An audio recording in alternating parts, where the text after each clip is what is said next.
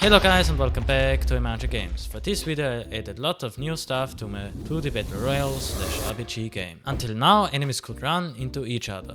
That looked weird and felt unnatural, so I fixed it. Now enemies can't walk into each other anymore. I also listened to feedback from my friends. They told me that it feels better when the enemies don't constantly chase you. So I updated their AI. Now they walk around randomly until the player enters their detection range. Only then they start chasing you. Next, I reworked the spawning system. Enemies now spawn at random positions on the map.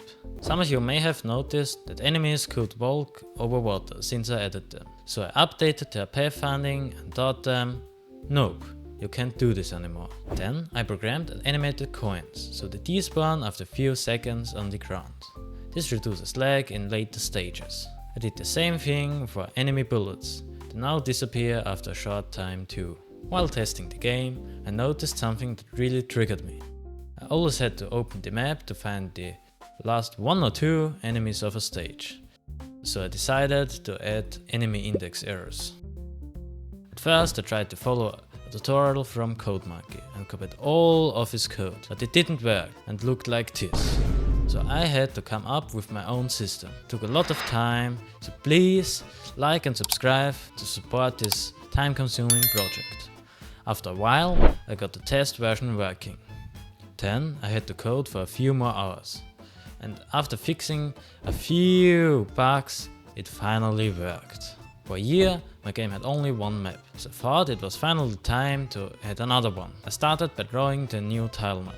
I came up with a bunch of new tiles and decorations. Keep watching to see the final result at the end of this video. After that I needed a short break from map building, so I reworked the map zooming system, because some of my friends weren't happy with the old one. Then I realized that some of the tiles in the Novice Shores map were scaled and placed incorrectly. It didn't look good and even caused bugs. So I rescaled and redrew most of the tiles. In the progress, I accidentally deleted almost the entire map. Yeah, that was fun. But I managed to rebuild it with some small improvements, which you can see right now.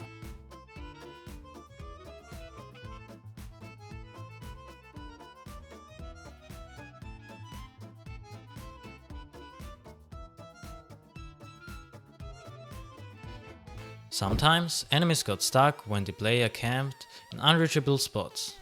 They could easily kill them. But they don't want the game to be that easy. Now the enemies move to your last reachable position. That's usually close to your current location. So we'll still have to fight or run. Now comes the moment you've all been waiting for. The new map. I imported each tile into Unity, changed the texture settings and began building the map. It took me at least 4 hours. Since I copied the first map and just replaced the tiles, I still had seagulls flying around in a graveyard. So I reused the animations, changed the color and made ravens. They behave like the seagulls, sometimes dropping a coin when you get killed. After that I added the map to the menu. It's called Gravestone Reach and you can buy it for 500 coins. Although I might change the price later. The right side of the map still felt a bit empty, so I decided to add artillery guns. I drew and animated them. That part was quick, but then it came to the tricky part, programming them. I had to test it a few times. In the time lapse you can see the first 4 hours of work. The code you see there didn't even work. And as you will see, the first attempt were a little bit chaotic. Eventually the artillery gun worked, but it couldn't hurt enemies. Then it could, but it was totally overpowered. After fixing that I added 3 more artillery guns and decorated them with bullets and small details. At the end I added some invisible features, like new sounds, and of course I fixed a few bugs that you won't even notice in the video. So don't forget to like and subscribe to support this project. That was it for this video.